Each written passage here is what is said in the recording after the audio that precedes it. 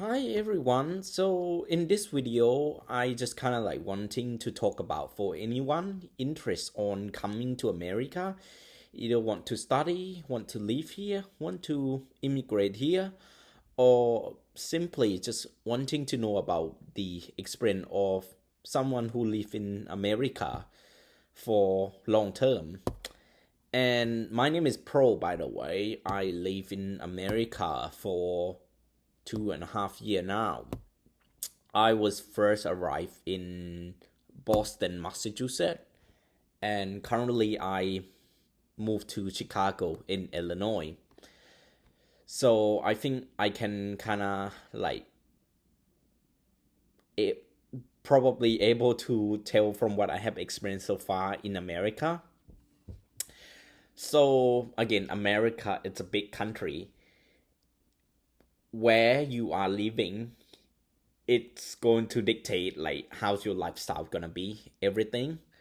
But technically, I mean, I was actually going to spread into a category, but seeing, I think maybe I'll just say it all off, and then you guys can just catch it, like whichever topic that you guys want, and then just pick that up and then listen to it technically.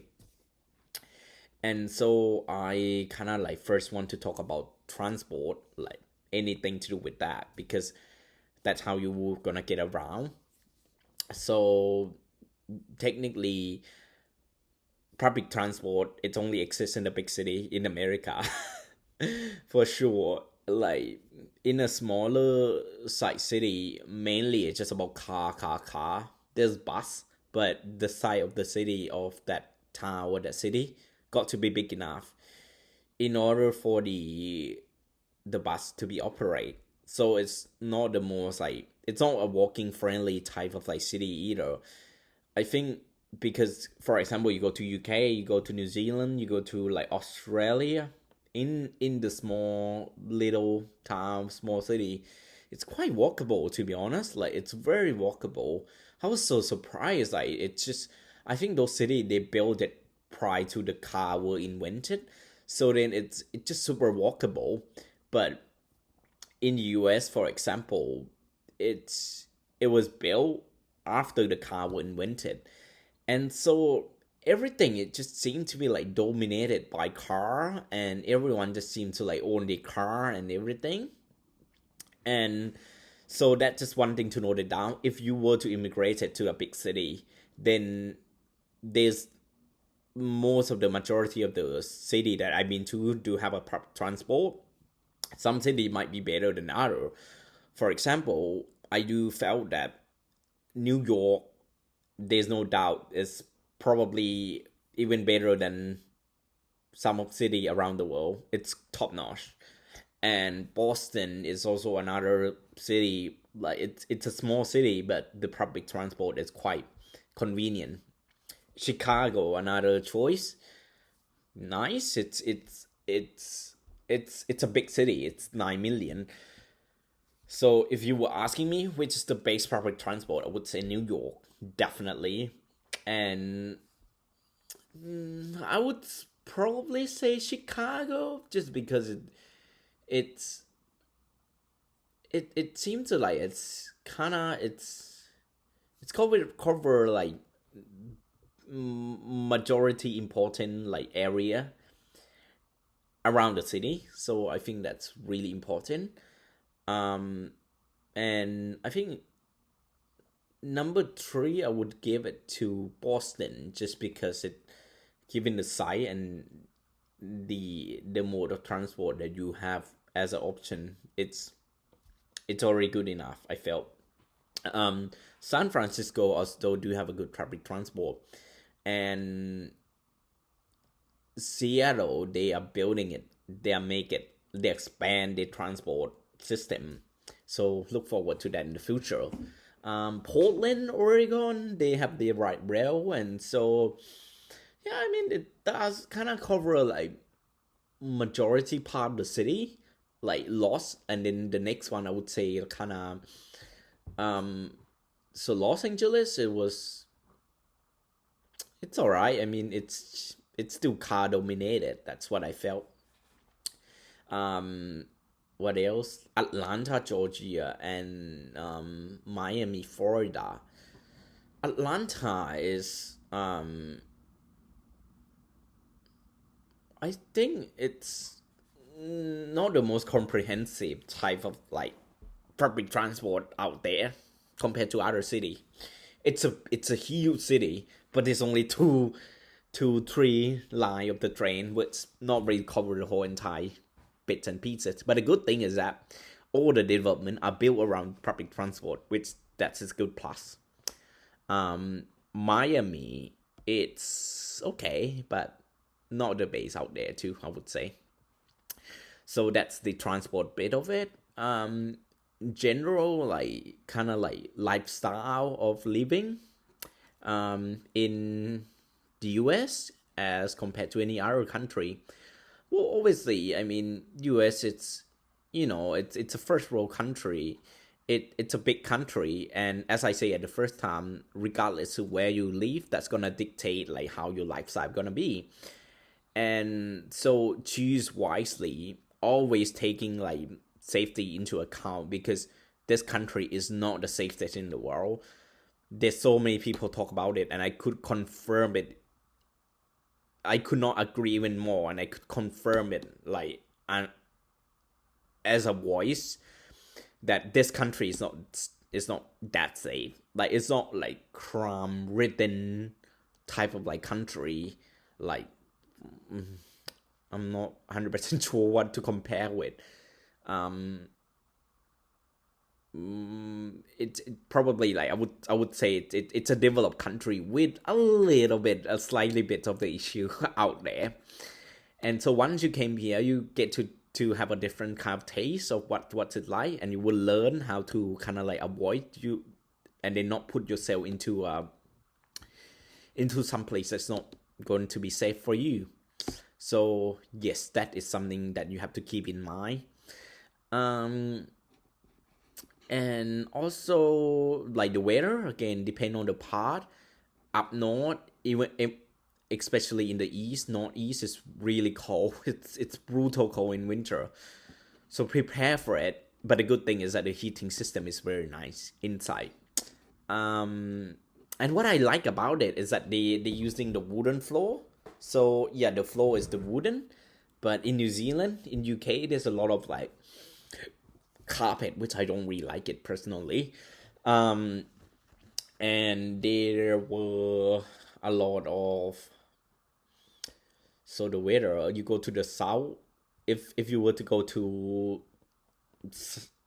southeast, it's really hot. It's brutally hot in summer.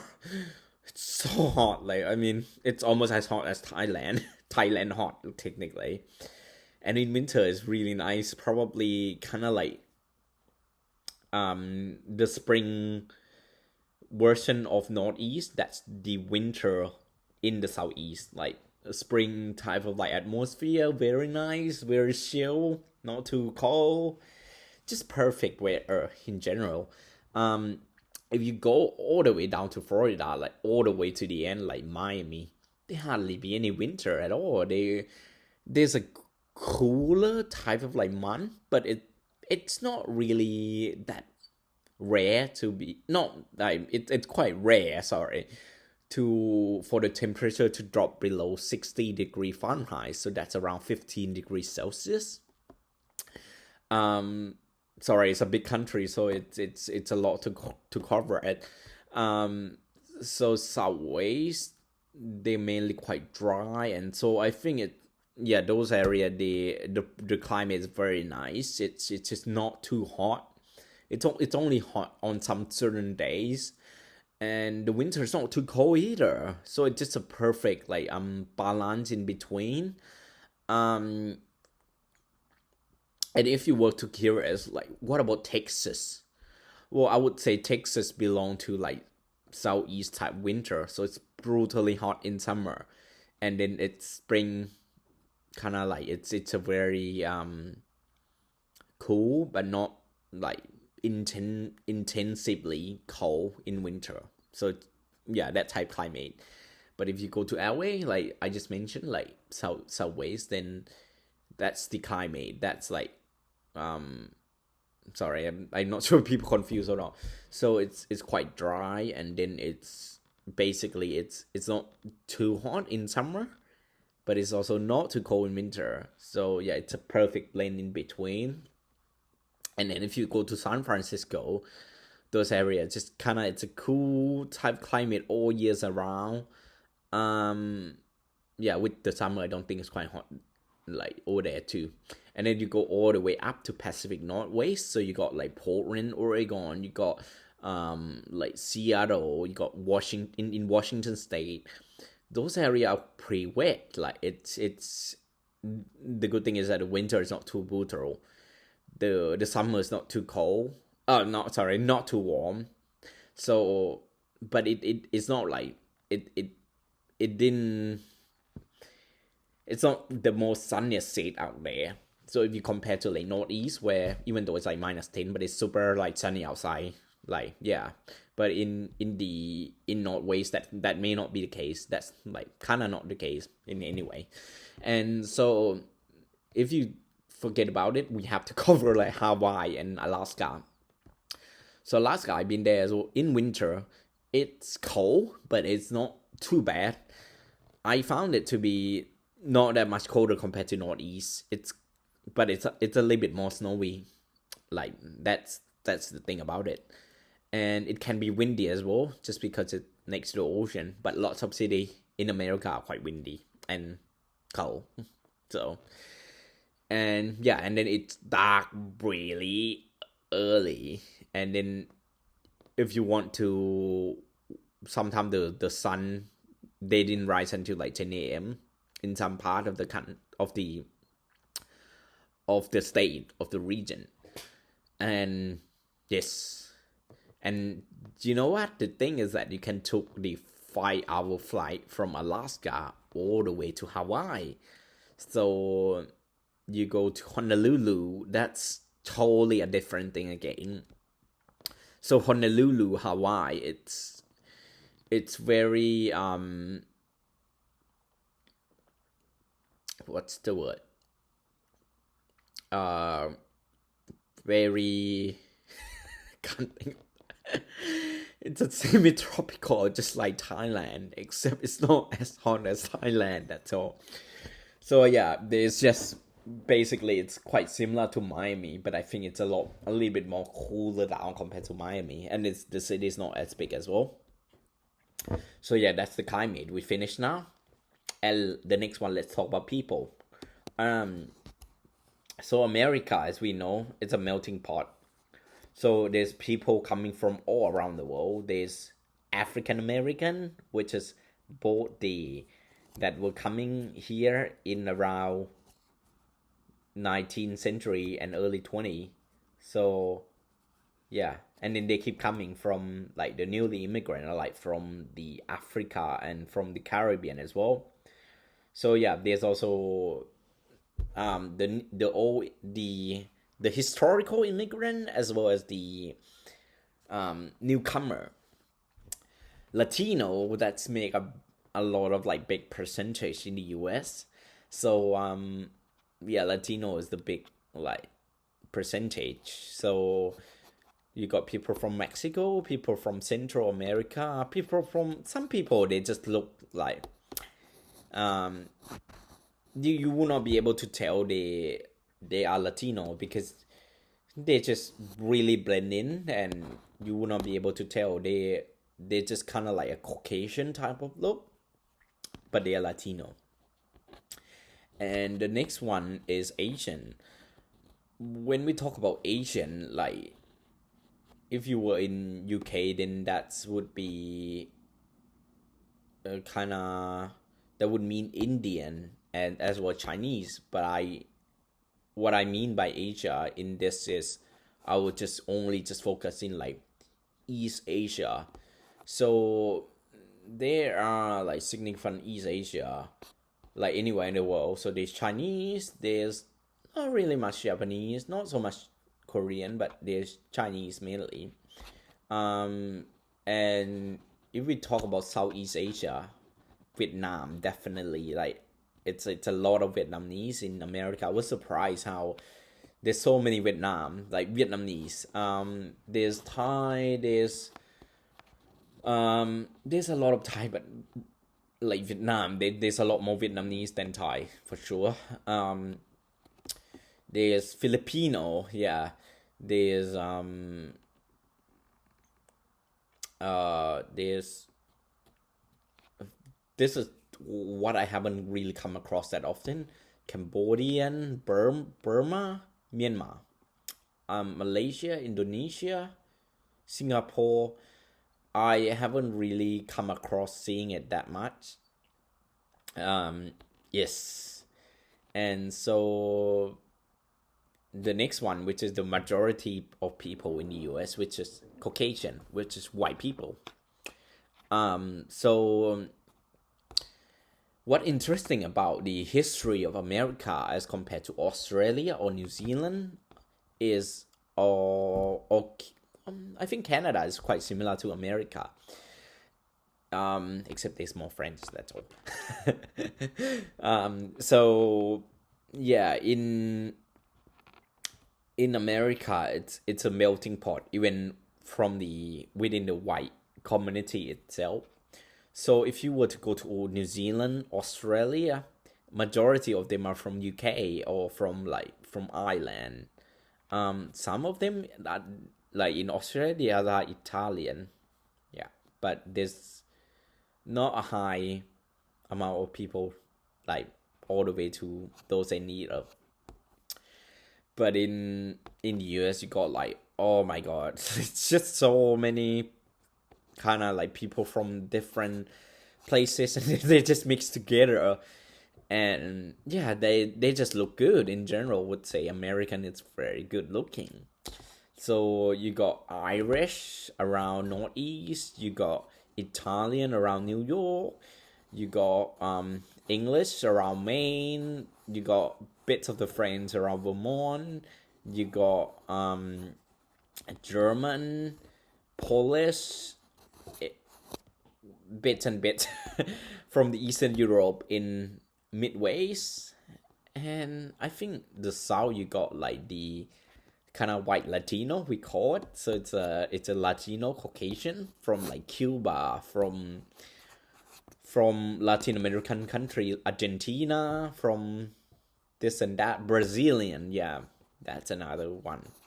Russian as well, yeah. Russian does make a lot of like percentage, and sometimes like there's Russian that immigrate to Brazil, and then from Brazil they immigrate to the US technically. Yeah, so that's one bit. The food, I felt that a lot of Asian food here are quite Americanized, so it doesn't taste that authentic as compared to the Asian that are tasted in Asian anymore. But our cost of living, that's really important thing. It's bloody expensive here, especially if you live in the city. It's so expensive. And the bill and everything that you have to pay, it's just adding up this bits and bits, and it just creates this like massive things that you have to pay monthly. For example, you have to pay like what are something that you have to pay? So you have to pay for the gas, you have to pay electricity, you have to pay phone bill, you have to pay like lots and lots of like bits and pieces. Yeah, oh, you have to talk about that. One thing that it could not be missed, healthcare system. Well, I guess like it's normal, like everyone does get sick some point in their life. So, but the healthcare system here in the US, it's ridiculous expensive. Even with the like premium healthcare, it's still really expensive. I think it's the most expensive healthcare system in the whole entire world, and it's great. Like you see the doctor quite quick, but I don't know. That's just something that bugs people off. I guess it. If I were to summarize it, US is that it's not the worst country in the whole world, but the healthcare system is very expensive. So if you have a chronic illness, go to another country, you might have a better quality of life. So you're not gonna be like bankrupt because of this. Sorry to tell that, but there's 300 million people living in the US, and it does make sense why like it's a money minded, because if you don't have money, you die because you could not afford for your health care. That's just the thing. I saw many African American mainly. Some are blind, some are like disabled of any kind because they could not get a treatment, just because they didn't have a fund to do so. And so that's very very sad. So like I was saying, like it's a developed country, but something that would suggest is that maybe they should have like kind of like the public services that look after their citizenship, um their own citizen, so they don't have to be like kind of like suffer from the all this like illness. Because remember that the citizenship are the the switch to prosper the economy of the country. So you got to take care of each and every person like out there. So yeah, that is something that to note it down.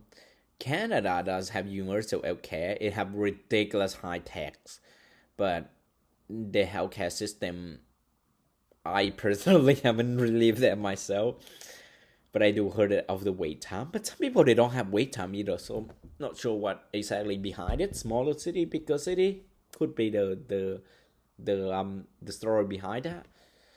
Um, for the country that have a kind of like affordable healthcare, I would say Thailand definitely. Um,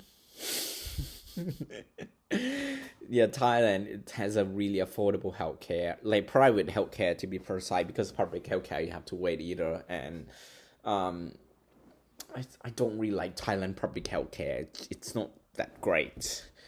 Yeah, and so to summarize it, as I summarize it, America is a big country with lots and lots of opportunity. You earn a massive income here, but also there's a lot of kind of like bill that you have to spend either. If you buy a house here, shit tons of money for you to pay for the property tax.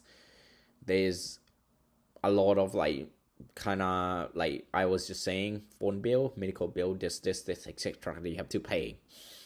So sometimes when you have to pay all these like costs, it can deteriorate your quality of life of living in America.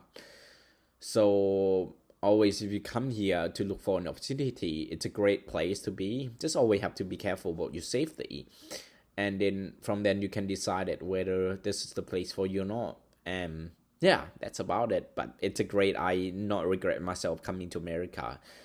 Um, yeah, but it's a lot of stress of living in a city. Um, so always take some time to adjust to the new atmosphere and everything. But the most important things that I want anyone here listen to learn is that don't worry, it will be fine.